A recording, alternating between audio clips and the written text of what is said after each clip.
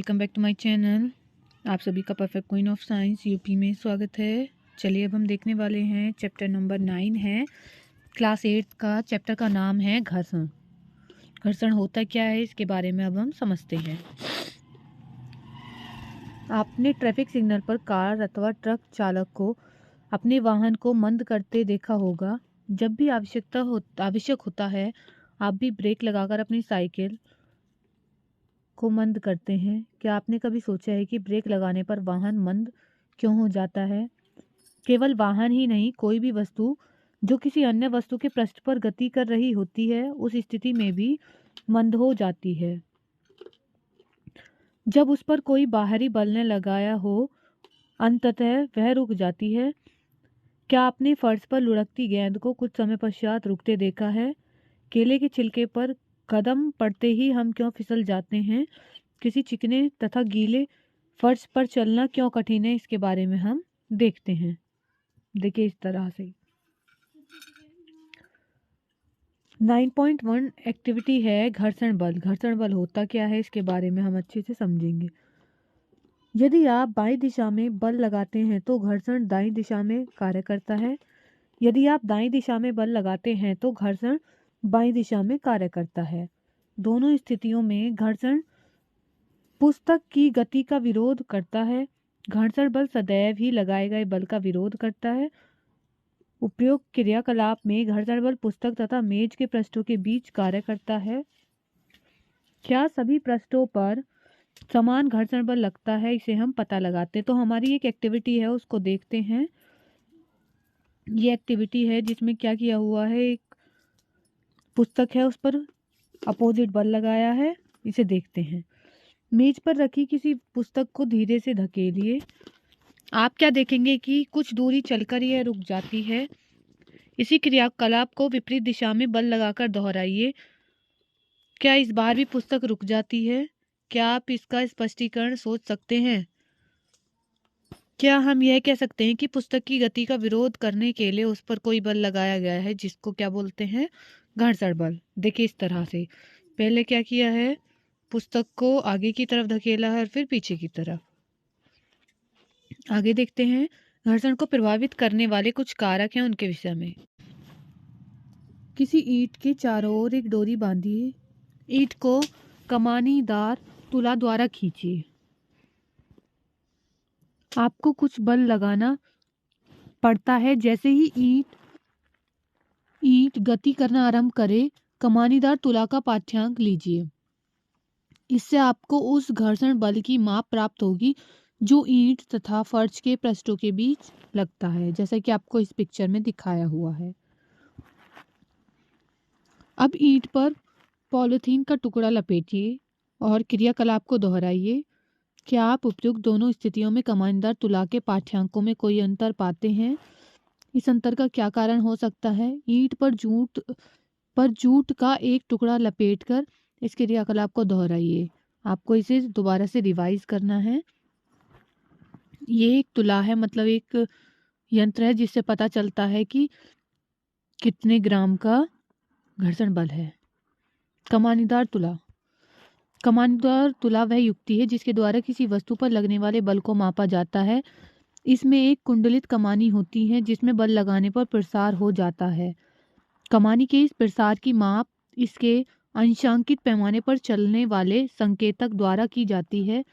पैमाने के पाठ्यांक द्वारा बल का परिमाण प्राप्त होता है, जो इसमें दिया हुआ है इसके बारे में इसी से पता चलता है। एक्टिविटी 9.3 है, देखते हैं इसमें क्या है। किसी चिकने फर्श अथवा किसी मेज पर कोई आनत समतल बनाइए। इसके लिए आप ईंटों के सहारे रखा कोई लकड़ी का तख्ता उपयोग कर सकते हैं। आनत समतल के किसी बिंदु ए पर पेन से कोई चिन्ह अंकित कीजिए। अब कोई पेंसिल सेल इस बिंदु से नीचे लुढ़कने दीजिए। रुकने से पूर्व यह मेज पर कितनी दूरी तय करता है, इस दूरी को आपको नोट करना है। इस तरह से जैसे ये बच्चे कर रहे हैं इस एक्टिविटी में, इस तरह से मेज पर कोई कपड़ा बिछा दीजिए। यह सुनिश्चित कीजिए कि कपड़े में सिलवट न हो और इस एक्टिविटी को फिर से करना है, लेकिन पहले कपड़ा लगा देना है। इस तरह से मेज पर रेत की पतली परत बिछाकर इस क्रियाकलाप को दोहराइए। समस्त क्रियाकलाप में आपको देखना है कि क्या अंतर होता है। किस स्थिति में पेंसिल सेल द्वारा तय की गई दूरी सबसे कम है? सेल द्वारा हर बार तय की गई दूरियां भिन्न भिन्न क्यों होती हैं? इसका कारण जानने का प्रयास कीजिए। अपने परिणाम पर आपको चर्चा करना है।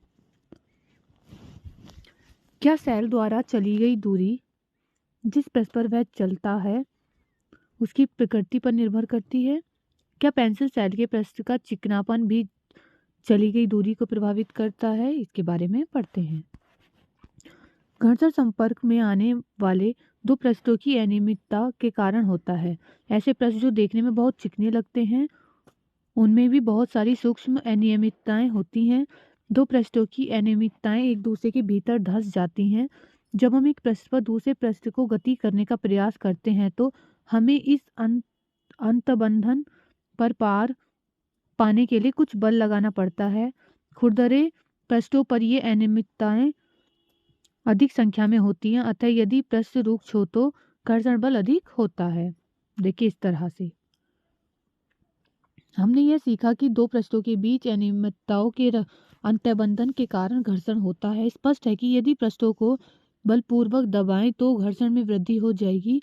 इसका अनुभव आप किस चटाई को उस समय खींचकर कर सकते हैं जब उस पर कोई व्यक्ति नहीं बैठा है, तो जब उस पर कोई व्यक्ति बैठा हो। आगे देखते हैं। घर्षण हानिकारक परंतु अनिवार्य है। अब अपने कुछ अनुभवों को याद कीजिए। किसी कांच के गिलास अथवा किसी कुल्हड़ में से किसे पकड़े रखना आसान है। मान लीजिए किसी गिलास का बाहरी पृष्ठ चिकना है अथवा उस पर पकाने के तेल की परत चढ़ी है, तो क्या उसे हाथ में पकड़ना आसान होगा अथवा अधिक कठिन हो जाएगा? जरा सोचिए, यदि घर्षण न हो तो क्या आपके लिए गिलास को पकड़े रखना संभव हो पाएगा?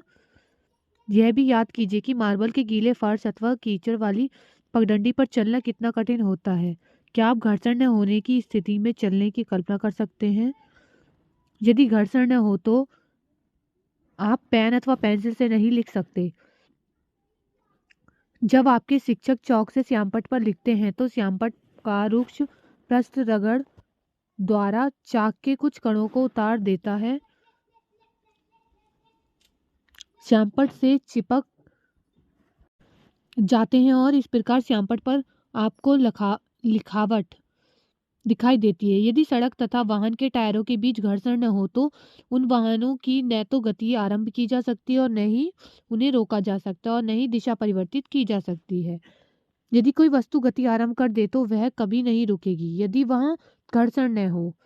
आप दीवार में कील नहीं ठोक पाते अथवा धागे में गांठ नहीं बांध पाते। घर्षण के बिना कोई भवन निर्माण नहीं हो सकता। जिस तरह से ये आपको शू दिख रहा है, इसमें क्या है, घर्षण की वजह से ही शू में यह घिस चुका है। इसके विपरीत घर्षण हानिकारक भी है। घर्षण के कारण वस्तुएं घिस जाती हैं, चाहे वे पैच, बॉल बेयरिंग अथवा जूते के शॉल ही क्यों ना हो। आपने रेलवे स्टेशन पर पैदल ऊपरी पुलों की घिसी पिटी सीढ़ियां देखी होंगी। घर्षण से ऊष्मा भी उत्पन्न हो सकती है। कुछ मिनट तक अपनी हथेली को तेजी से एक दूसरे के साथ रगड़िए। आप क्या अनुभव करते हैं? जब आप माचिस की तिली को किसी रूक्ष पृष्ठ से रगड़ते हैं तो वह आग पकड़ लेती है। आपने ये देखा होगा कि विद्युत मिक्सर को कुछ मिनट तक चलाने पर उसका जार गर्म हो जाता है। आप ऐसा बहुत से उदाहरण दे सकते हैं। यही होता है घर्षण के। अगर दो चीजों में घर्षण होगा तभी किसी चीज को रोक सकते हैं या फिर वो वर्क कर पाएगी।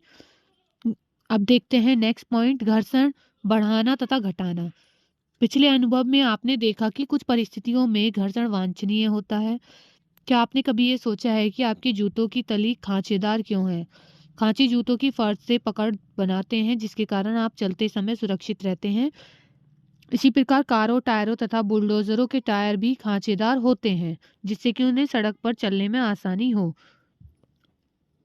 इस तरह से स्वचालित वाहनों तथा साइकिलों की ब्रेक प्रणालियों में ब्रेक पैडों का उपयोग करके हम जानबूझकर घर्षण में वृद्धि करते हैं। जब आप कोई साइकिल चलाते हैं तो उसके ब्रेक पैड पहिए और स्पर्श नहीं करते, परंतु जब आप ब्रेक लीवर को दबाते हैं तो ये पैड घर्षण के कारण रिम की गति को रोक देते हैं और पहिया गति करना बंद कर देता है, जिसकी वजह से यह घर्षण होना रुक जाता है या आपका जो वाहन है वो रुक पाएगा। आगे देखते हैं, पहिए घर्षण कम करते हैं। आपने अटैचियों तथा अन्य भारी सामानों पर रोलर जड़े देखे होंगे। ऐसे सामानों को कोई छोटा बच्चा भी आसानी से खींच सकता है। ऐसा क्यों होता है, इसके बारे में देखते हैं। जैसे कि ये बच्चा देखो इसे खींच रहा है, तो ऐसा क्यों होता है। एक्टिविटी 9.4 देखते हैं।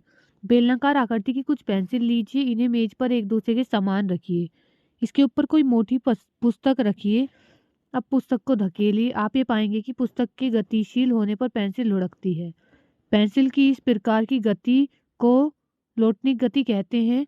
क्या आप ये अनुभव करते हैं कि पुस्तक को सरकाने की तुलना में इस प्रकार गतिशील कराने से घर्षण कम हो जाता है। क्या आपने भारी मशीनों को उनके नीचे लकड़ी के लट्ठे रखकर एक दूसरे के एक स्थान से दूसरे स्थान तक ले जाते हुए तो देखा होगा। देखिए इस तरह से पेंसिल के बुक के नीचे पेंसिल रखनी है। जब एक वस्तु किसी दूसरी वस्तु के पृष्ठ पर लुढ़कती है तो उसकी गति के प्रतिरोध को लोटनिक घर्षण कहते हैं। लोटन घर्षण कम कर देता है। किसी वस्तु को दूसरी वस्तु पर सरकाने की तुलना में लोटन करना सदैव आसान होता है। यही कारण है कि रोलर जड़ा सामान खींचना सुविधाजनक होता है।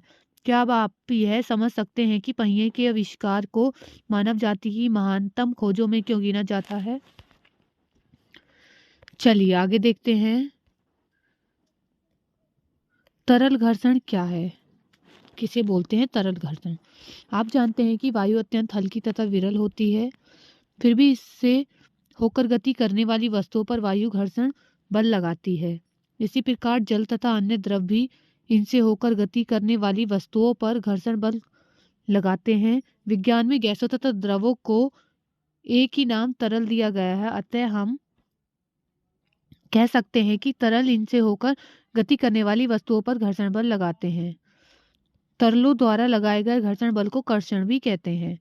किसी तरल पर लगने वाला घर्षण बल उसकी तरल के सापेक्ष गति पर निर्भर करता है। घर्षण बल वस्तु की आकृति तथा तरल की प्रकृति पर भी निर्भर करता है। आगे देखते हैं आगे क्या इंपॉर्टेंट है। हमारे एग्जाम के पॉइंट ऑफ व्यू से यही चीज़ इंपॉर्टेंट थी जो मैंने आपको करा दी है। अगर चैप्टर अच्छा लगा है, वीडियो अच्छी लगी है तो वीडियो को लाइक कर दीजिए और कमेंट में भी बताइएगा कैसी लगी है वीडियो। और अगर चैनल पर फर्स्ट टाइम विजिट करें तो चैनल को सब्सक्राइब कर लें। And thank you for watching.